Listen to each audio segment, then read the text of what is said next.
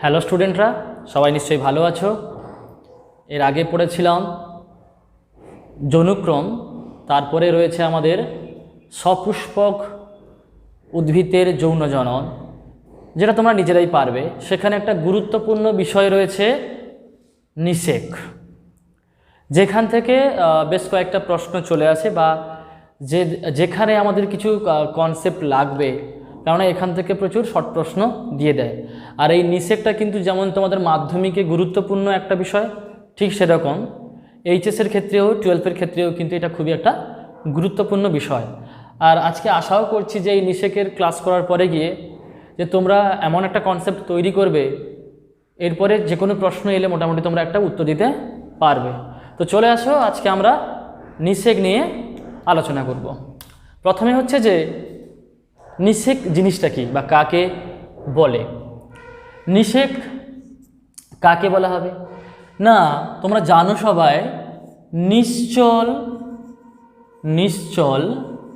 ডিম্বাণু, নিশ্চল ডিম্বাণু কোথায় থাকে? ডিম্বাণু, যেহেতু আমরা এটা উদ্ভিদের ক্ষেত্রে নিষেকটা পড়বো, এটা নিষেক আমরা উদ্ভিদের ক্ষেত্রে পড়ছি এটা, তাই উদ্ভিদের যে নিশ্চল তার সঙ্গে সচল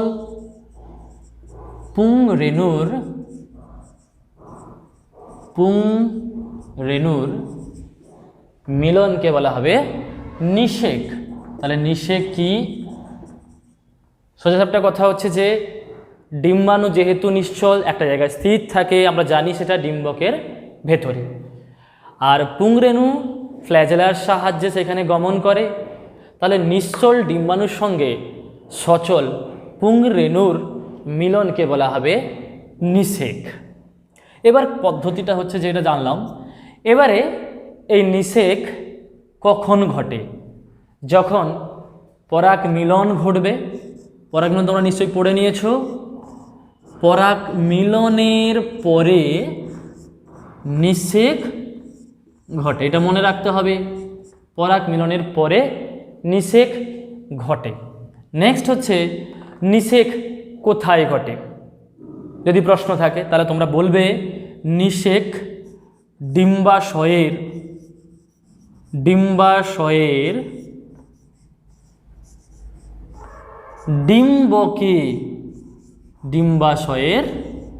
ডিম্বকে কিন্তু নিষেক ঘটে। তাহলে আমরা জেনে নিলাম নিষেক। এবার পদ্ধতিটা ভালো করে জানবো এবং এর সাহায্যে আমরা খুব ভালো একটা ক্লিয়ার কাট কনসেপ্ট তৈরি করব। প্রথমে এই নিষেক হওয়ার আগে জানতে হবে আমাদের যে স্ত্রীরেণু বা ডিম্বাণু কিভাবে তৈরি হয় বা সে কিভাবে অবস্থান করে।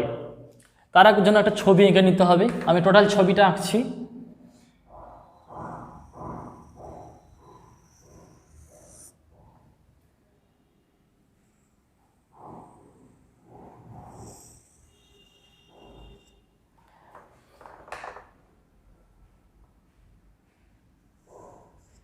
ধরে নাও এটা হচ্ছে একটা স্ত্রী স্তবক। নিশ্চয়ই তোমরা এগুলো জানো। স্ত্রী স্তবকের 3টি অংশ থাকে। এটা হচ্ছে গর্ভমুণ্ড, মুণ্ড মানে মাথা, তোমরা জানো। এই যে অংশটাকে বলা হয় গর্ভদণ্ড। এই গর্ভদণ্ড ফাঁপা নলাকারও হতে পারে, আবার এখানে অসংখ্য কোষও থাকতে পারে।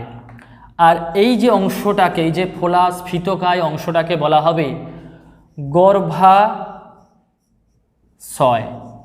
বা যার অপর নাম ডিম্বাশয়। এই ডিম্বাশয়ের ভেতরে অবস্থান করে ডিম্বক।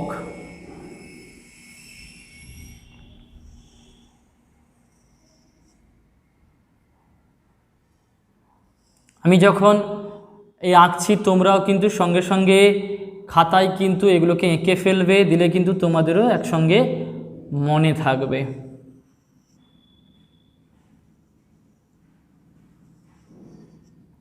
হয়েছে? এটা হচ্ছে একটা, তাহলে গর্ভাশয় বা ডিম্বাশয়ের ভেতরে থাকে ডিম্বক। সেটা একটা থাকতে পারে, আবার অসংখ্যও থাকতে পারে। আমরা একটা নিয়েই আলোচনা করব, ডিম্বক।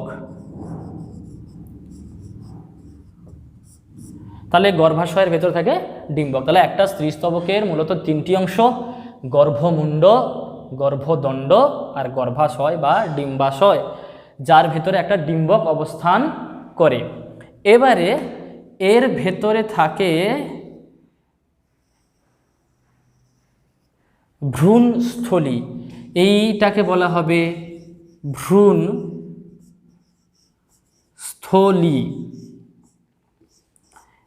এই ভ্রূণস্থলীর প্রকৃতি আমাদের মনে রাখতে হবে এন, এটা আমাদের লাগবে। এই ভ্রূণস্থলীর ভেতরে একটা নিউক্লিয়াস থাকে। এবারে দেখে নাও, এবারে এই ছবিটাকে আমি একটু বড় করে এইখানে আঁকবো, যেটা তোমাদের বুঝতে সুবিধা হবে।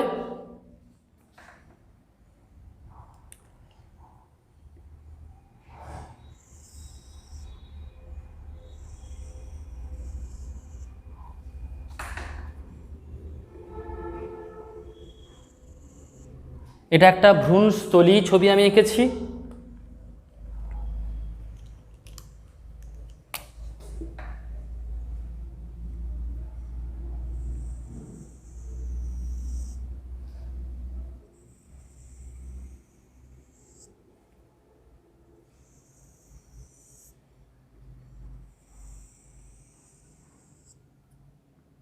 টোটাল আমি একটা ডিম্বকের ছবি এঁকে নিচ্ছি, দিলে তোমাদের আরও বেশি সুবিধা হবে।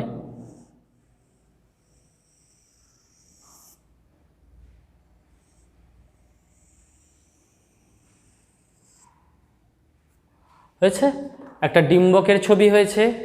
এই ডিম্বকের যে নিচের দিকে যে অংশগুলোকে বলা হয়, এই নিচের দিকে অংশ বলা হয় ডিম্বক মূল।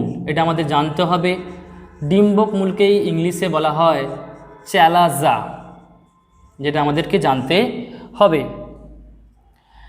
এই যে অংশটাকে বলা হয় ডিম্বক রন্ধ্র।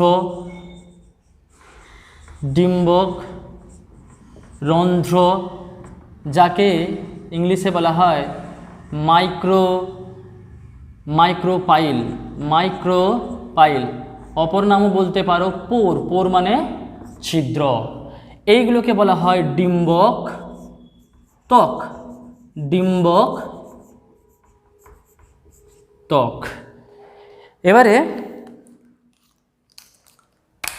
ভ্রূণস্থলীর বাইরে এই অংশগুলো, এগুলো কি করে, যখন একটা ভ্রূণ তৈরি হবে নিষেকের পরে, তাকে খাদ্য পরিবহন করে। এই সকল কোষগুলোকে বলা হয়, আমি যে ছোটো ছোটো এঁকে দিলাম দেখো, এগুলোকে বলা হয় ভ্রূণ পোষক কলা। একে বলা হয় ভ্রূণ পোষক কলা। ভ্রূণ পোষক কলা, এইটুকু আমাদের জানতে হবে। এটা একটা আদর্শ ডিম্বকের গঠন, আসতেও পারে। তাহলে একটি আদর্শ ডিম্বক মূলত ডিম্বক মূল, ডিম্বক রন্ধ্র, ডিম্বক ত্বক নিয়ে গঠিত। তাছাড়া তার সঙ্গে একটা ভেতরে একটা বৃহৎ আকারের হ্যাপ্লয়েড প্রকৃতির ভ্রূণস্থলী রয়েছে, আর যার পাশে ভ্রূণ পোষক কলা রয়েছে।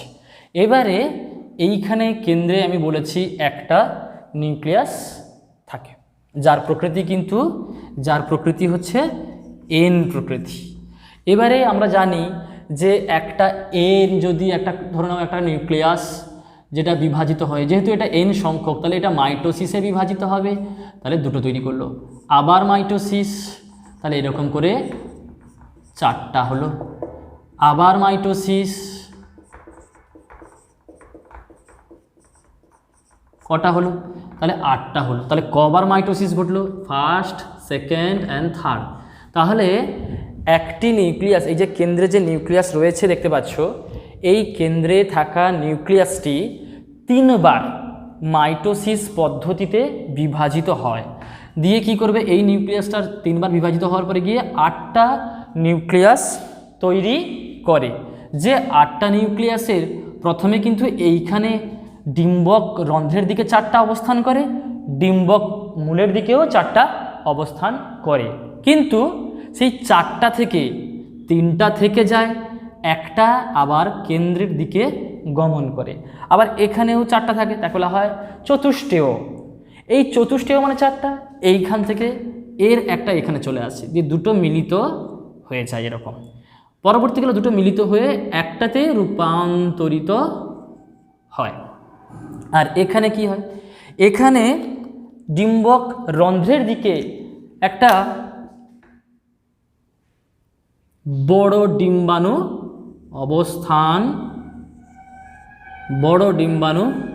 অবস্থান করে। আর তার সঙ্গে কারা অবস্থান করে? তার সঙ্গে অবস্থান করে তাকে সাহায্য করার জন্য সহকারী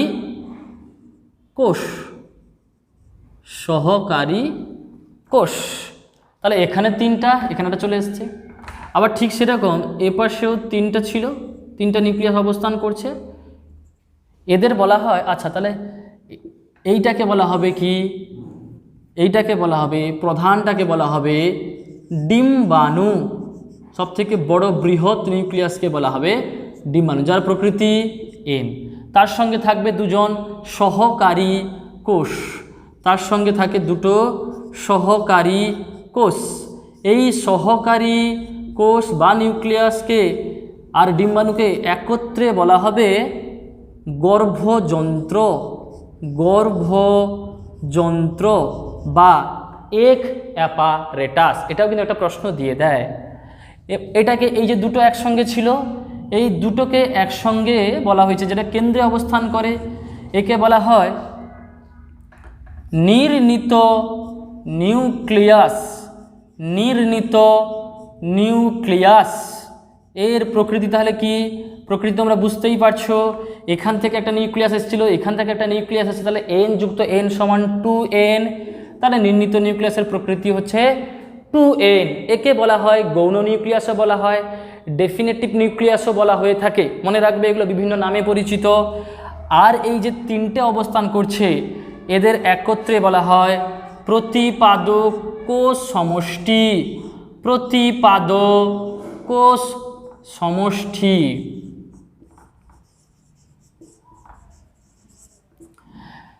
তাহলে এইটুকু আপাতত তোমরা জানলে। এবার এই ধরনের ডিম্বক, যার উপরের দিকে ডিম্বক রন্ধ্র থাকে, তাকে বলা হয় ঊর্ধ্বমুখী, অর্থাৎ দেখো উপরের দিকে আছে।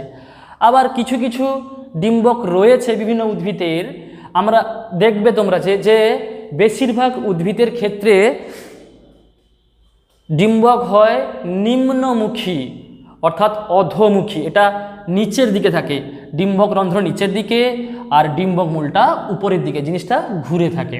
আবার অনেকের রয়েছে কি না পার্শ্বমুখী, অর্থাৎ ডিম্বক রন্ধ্রটা এইদিকে থাকে, ডিম্বক মূলটা এইদিকে, এটা এইরকম ঘুরে অবস্থান করে। তো এটা একটা তোমাদের কনসেপ্ট হলো। এবার এইখান থেকে আমরা আস্তে আস্তে করে নিচেকে এগাবো। তাহলে একটা নিউক্লিয়াস ছিল, যে বিভাজিত হয়ে কটা তৈরি করলো? 8টা নিউক্লিয়াস তৈরি করলো। ডিম্বক রন্ধ্রের দিকে কে থাকলো? ডিম্বক রন্ধ্রের দিকে থাকলো তোমার একটা ডিম্বাণু আর তার সঙ্গে 2টি সহকারী কোষ। আবার সেরকম ডিম্বক মূলের দিকে থাকলো প্রতিপাদক কোষ সমষ্টি। আর কেন্দ্রে থাকলো কে? নির্ণীত নিউক্লিয়াস, যার প্রকৃতি 2n। এটা কিন্তু আমাদের পরীক্ষায় দিয়ে দেয়। এবারে আমরা চলে আসব কি নিষেক। দেখা গেল আমরা পড়েছি স্বপরাগ যোগ বা ইতর পরাগ যোগ পড়েছি। স্বপরাগ যোগ কোনো বাহকের ছাড়াই, আর ইতর পরাগ যোগ বিভিন্ন বাহকের দ্বারা যখন পরাগ রেণু এসে উপস্থিত হয় গর্ভমুণ্ডে। পরাগ রেণু এবার এসে কোথায় পৌঁছালো? না গর্ভমুণ্ডে এসে পৌঁছায়। এই পরাগ রেণু আবার যদি গঠন দেখা যায়, এরকম একটা নিউক্লিয়াস থাকে, আর এর বাইরে থাকে 2টি আবরণ।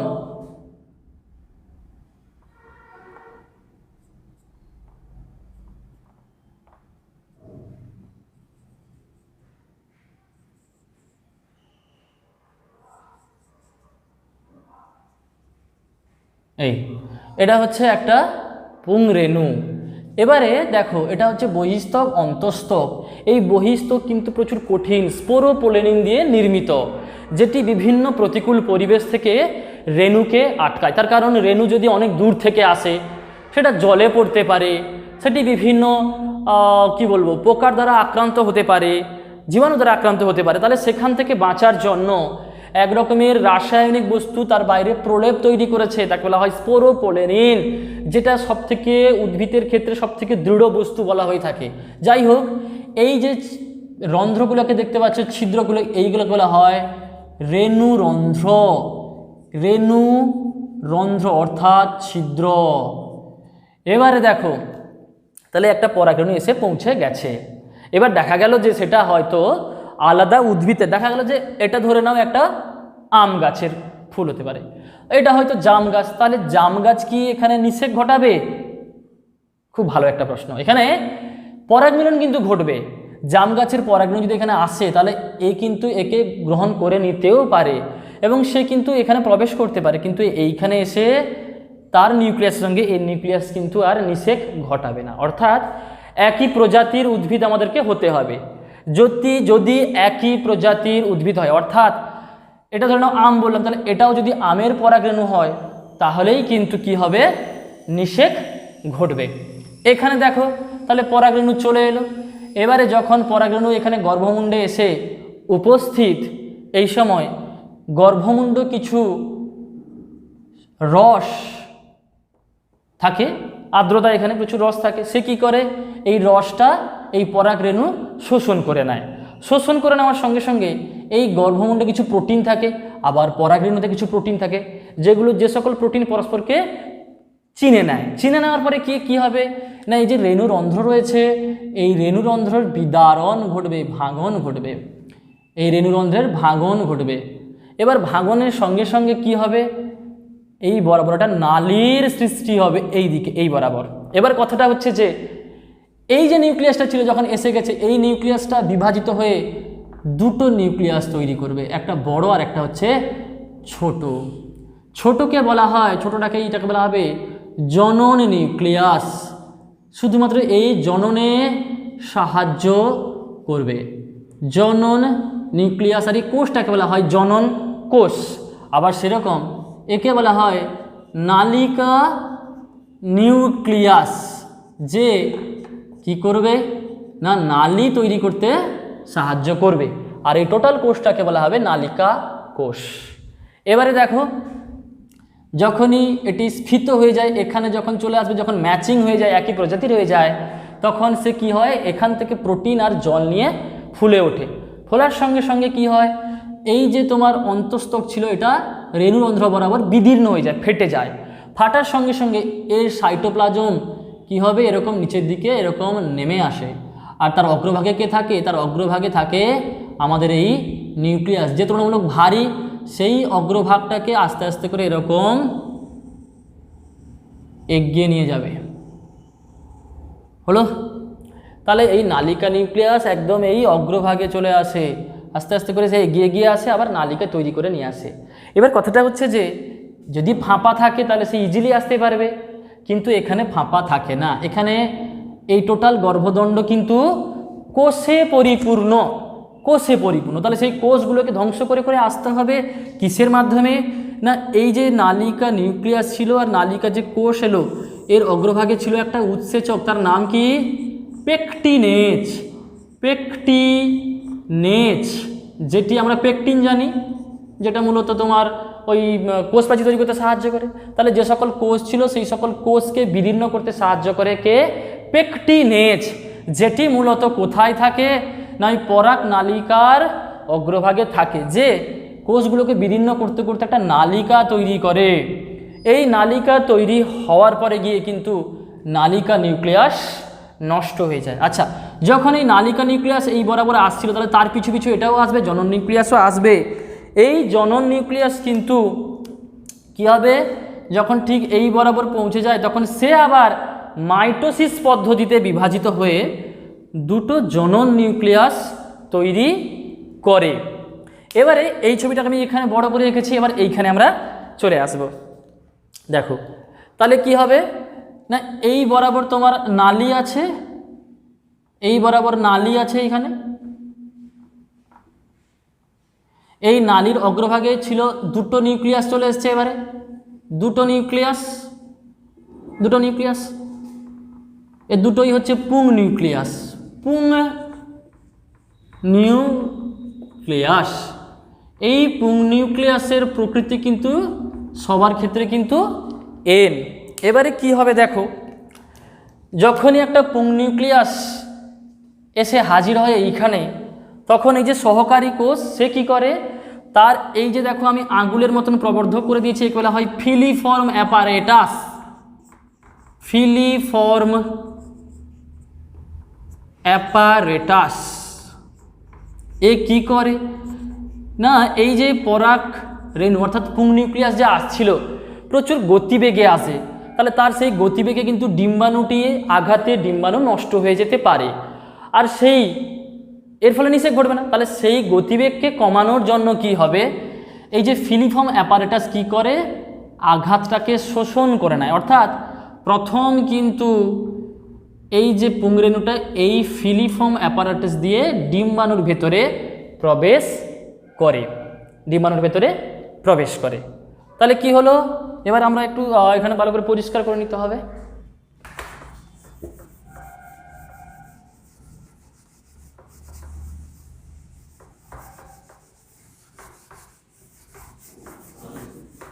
কি হবে দেখো, তাহলে প্রথমে ছিল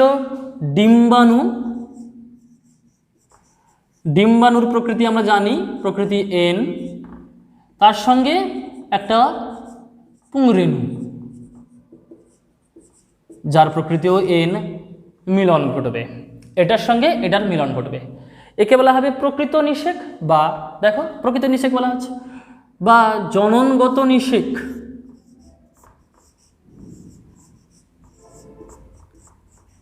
জননগত নিষেকও একে বলা হয়ে থাকে। তাহলে ডিম্বাণু আর পুংরেণুর মিলন ঘটলো এখানে, তাহলে কি হলো, এন যুক্ত এন সমান 2n তৈরি হয়। এই 2nকে কি বলা হয় তোমরা নিশ্চয়ই জানো, প্রথম নিষেকে তৈরি হবে জাইগোট, যেটা পরবর্তীকালে বিভাজিত হয়ে শিশু উদ্ভিদ অর্থাৎ ভ্রূণ তৈরি করবে। তাহলে এটাকে জননগত নিষেক বলা হয়। নিষেক, প্রথম নিষেক এটা ঘটলো। এবার এটা কি হবে, এ কোথায় যাবে, যখনই প্রথম সহকারী কোষ এর সঙ্গে নিষেক ঘটিয়ে দিল, তখন কিন্তু সেকেন্ড সহকারী কোষ সে কিন্তু বসে রয়েছে। এবারে এ যখন এর সঙ্গে নিষেক ঘটিয়ে দেবে, এই বরাবর আসবে ফিলিফর্ম অ্যাপারেটাস হয়ে, সে কিন্তু চলে আসবে এই জায়গায়। তাহলে এখানে দুবার নিষেক ঘটছে। দেখো প্রথম নিষেক প্রথম পুং নিউক্লিয়াসের সঙ্গে ডিম্বাণুর, অপর নিষেক 2 নম্বর পুং নিউক্লিয়াসের সঙ্গে নির্ণীত নিউক্লিয়াসের নিষেক ঘটবে। তাহলে নির্ণীত নিউক্লিয়াস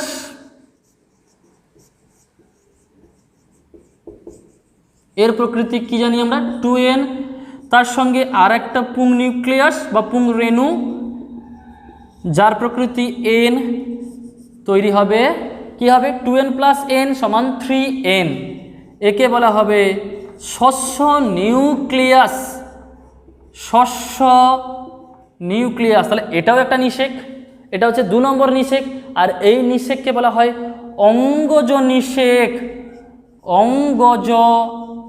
নিষেক। তাহলে সপুষ্পক উদ্ভিদের ক্ষেত্রে, সপুষ্পক গুপ্তবীজী সস্যল উদ্ভিদের ক্ষেত্রে নিষেক দুবার ঘটে। প্রথম নিষেক হচ্ছে প্রথম পুং নিউক্লিয়াসের সঙ্গে ডিম্বাণুর, অপর নিষেকটি যাকে বলা হয় জননগত নিষেক, যেখান থেকে জাইগোট তৈরি হবে, আর এই জাইগোট বারংবার মাইটোসিস পদ্ধতিতে বিভাজিত হয়ে তৈরি করবে ভ্রূণ, যেটা পরবর্তীকালে শিশু উদ্ভিদ তৈরি করবে। আবার দেখো এই যে আছে পুং নিউক্লিয়াস, এটির সঙ্গে তো এটা তো ব্লক হয়ে গেল, তাহলে অপর যে সহকারী কোষ তাকে ফিলিফর্ম অ্যাপারেটাসের মাধ্যম দিয়ে পাঠিয়ে দেবে কেন্দ্রে নির্ণীত নিউক্লিয়াসের সঙ্গে মিলন হওয়ার জন্য। আর এইরকম নিউক্লিয়াসকে বলা হবে, এইরকম নিষেককে বলা হবে অঙ্গজ নিষেক, আর এখানে তৈরি হবে শস্য নিউক্লিয়াস যার প্রকৃতি 3n। এটাও একটা প্রশ্ন আমাদের দিয়ে দেয়। তাহলে নিষেক ঘটে গেল। এবারে তোমাদের মনে প্রশ্ন জাগতে পারে, তাহলে পরবর্তীকালে এগুলো কি নষ্ট হয়ে যাবে? হ্যাঁ, যখনই দুবার নিষেক ঘটে যায়, নিষেক ঘটার সঙ্গে সঙ্গে এই সহকারী কোষ কিন্তু পুষ্টি পদার্থ এই ভ্রূণকে সরবরাহ করতে থাকে এবং ফাইনালি ওগুলো ডিসঅ্যাপিয়ার হয়ে যায়, নষ্ট হয়ে যায়। এরপরে কি হবে? এটার কি হয়, শস্য নিউক্লিয়াস কি করে, যখন এই ভ্রূণটা আস্তে আস্তে অর্থাৎ জাইগোটা আকারে বড় হতে শুরু করে, তখন এটা কেন্দ্রের দিকে চলে আসে, এটা কেন্দ্রের দিকে চলে আসে। আর এই শস্য নিউক্লিয়াস তার বাইরে কি তৈরি করে? প্রতিবাদক কোষ সমষ্টিও নষ্ট হয়ে যায় পুষ্টি পদার্থ সরবরাহ করতে করতে। তার বাইরে এরকম শস্য তৈরি করে, তার বাইরে এরকম শস্য তৈরি করবে। তার কারণ এটা তো পরবর্তীকালে এই ডিম্বক তো বীজে পরিণত হয়, তাহলে বীজে পরিণত হলে বীজ তো অনেক দিন আমাদের কি হয় না, সঞ্চয় করে রাখা হয়। যখন এটা আবার আমরা অঙ্কুরোদ্গমে করতে যাব, তখন কি হয়, যখন এই শিশু উদ্ভিদটা জেগে উঠবে, তার জাগার জন্য খাদ্যের প্রয়োজন, তা সেই খাদ্যটা সরবরাহ করবে কে? শস্য নিউক্লিয়াস। ঠিক আছে, এবারে আমরা নেক্সট চলে আসব। আমরা এই যে দেখলাম, দেখো যে পরাগরেণু কিন্তু ডিম্বক রন্ধ্র দিয়ে প্রবেশ করলো। ভালো করে কিন্তু এগুলো তোমরা সব খাতায় তুলবে আর সুন্দর করে চেষ্টা করবে। যদি না বুঝতে পারো বারংবার এই ভিডিওটাকে ফলো করবে, দিলে কিন্তু তোমাদের ইজিলি হবে। দেখো, যখন পরাগরেণু বা পুংরেণু কি হবে? পুংরেণু কিসের দিয়ে প্রবেশ করবে না? ডিম্বক রন্ধ্র। এটাকে কি বলা হয়েছিল? ডিম্বক রন্ধ্র। যখন পরাগরেণু ডিম্বক রন্ধ্র দিয়ে প্রবেশ করবে, তাকে কি বলা হবে? তাকে বলা হবে পোরোগ্যামি। পোর মানে ছিদ্র, আমি এর আগে বলে গেছি। পোরোগ্যামি, পোর মানে ছিদ্র, গ্যামি মানে ম্যারেজ। তাহলে ছিদ্র দিয়ে যখন পুরো পুং নিউক্লিয়াস প্রবেশ করছে, তাকে বলা হবে পোরোগ্যামি। পোর মানে ছিদ্র। নেক্সট চলে আসো, এটা তো ফার্স্ট হয়ে গেল। সেকেন্ড কি হবে? আমি বলেছিলাম যে ডিম্বক তো সবসময় এরকম থাকে না, ডিম্বক উল্টা সাইড দিয়েও থাকতে পারে। এখানে দেখো, ডিম্বকটা উল্টা সাইড দিয়ে যদি থাকে, যদি ডিম্বক মূলটা উপরে থাকে, ডিম্বক রন্ধ্র যদি নিচে থাকে, তাহলে কি হবে? তাহলে পুংরেণু যখন ডিম্বক মূল দিয়ে প্রবেশ করে, তাহলে তাকে কি বলা হবে? ডিম্ব মূলকে আমি এখনই বলেছিলাম কি বলা হয়? চ্যালাজা। তো সেইখান থেকেই বলা হবে চ্যালজোগ্যামি, অর্থাৎ ডিম্বক মূল দিয়ে প্রবেশ করে, চ্যালজোগ্যামি। নেক্সট চলে আসো, যদি এই ডিম্বকটা যদি এরকম পার্শ্বমুখী থাকতো, যদি এটা ঘোরানো অবস্থা থাকতো, তাহলে কি হতো না, ডিম্বক ত্বকটা কিন্তু সরাসরি পুংরেণুর সামনে আসতো। আর আমরা জানি পুংরেণুতে থাকে কে? একটা উৎসেচক, এক্ষুনি বলেছিলাম পরাগ নালিকার অগ্রভাগে থাকে একটা উৎসেচক, তাকে বলা হয় কি? পেকটিনেজ। তোমরা নিশ্চয়ই ওই টিভিতে সনি ম্যাক্সে হয় না, ওই যে কি যেন হয়, সিআইডি, সেখানে দয়া আছে, যার প্রচুর শক্তি, কিছু হলেই সে কিছু বুঝবে না, দরজা ভেঙে দেবে। ঠিক সেরকমই এই উৎসেচক, সে কিন্তু কিছু বোঝে না, যাকে সামনে পাবে তাকে ভেঙে দেবে। যদি এই ডিম্বক ত্বক যদি সামনে চলে আসে, তাহলে সেই ডিম্বক ত্বকটাকে সে বিদীর্ণ করে দেবে, দিয়ে কি করবে? তাহলে সে কিন্তু ভিতরে প্রবেশ করে যাবে। তাহলে পুংরেণু কার ভেতর দিয়ে প্রবেশ করছে না? ডিম্বক ত্বক দিয়ে প্রবেশ করছে। যখনই পুংরেণু ডিম্বক ত্বক দিয়ে প্রবেশ করবে, তাকে বলা হবে মেসোগ্যামি। মেসোগ্যামি।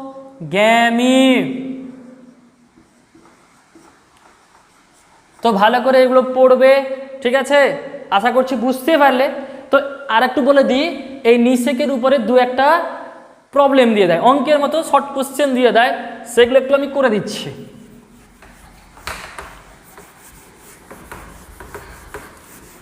আর এই ছবিটা কিন্তু বারংবার প্র্যাকটিস করবে, এটা ওই 5 নম্বরে দিয়ে দেয়। এই ছবিটা সহ ব্যাখ্যা, নিষেক, কিংবা অনেক সময় এমনি একটা ছবি দিয়ে বলবে যে বিভিন্ন অংশ চিহ্নিত করে, এবং সেই অংশগুলো ওনারাই কিন্তু বলে দেবেন, পরীক্ষকরা বলে দেবেন। আচ্ছা, এখানে কি কি প্রবলেম থাকে দেখা যাক। খুব ইন্টারেস্টিং, বেশিরভাগ ছেলে আমি দেখেছি যে ওরা কিন্তু পারে না। দেখা যাক আমরা পারি কিনা বা তোমরা পারছো কিনা দেখা যাক। এখানে আমরা আজকে কি পড়লাম? আমরা পড়লাম যে পুংরেণু, তাহলে এটা জনন কোষ, পুংরেণু বা স্ত্রী রেণু, এই পুংরেণু বা স্ত্রীরেণুর প্রকৃতি সবসময় মনে রাখতে হবে তোমাদেরকে এন প্রকৃতির, হ্যাপ্লয়েড প্রকৃতির। আবার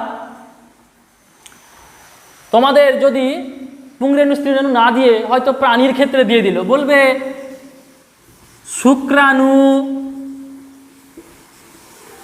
বা ডিম্বাণু প্রকৃতি এন। কি প্রকৃতি, কি এন, এটা তোমরা করবে।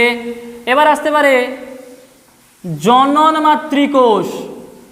জনন মাতৃকোষ, জনন মাতৃকোষ মানে যে সকল কোষ থেকে মিওসিসের মাধ্যমে শুক্রাণু বা ডিম্বাণু কিংবা পুংরেণু বা স্ত্রীরেণু তৈরি হয় তাকে বলা হয় জনন মাতৃকোষ।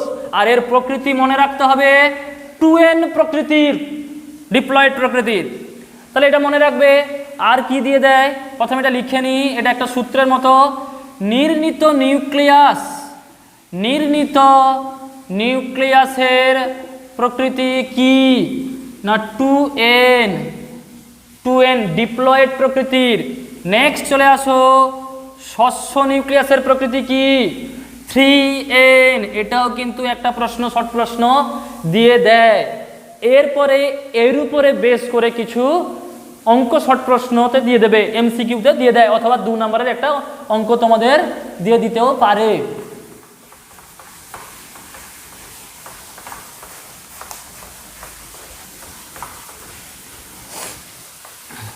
চলে আসো নেক্সট, তোমাকে একটা অঙ্ক দেবে, বলবে যে উদ্ভিদের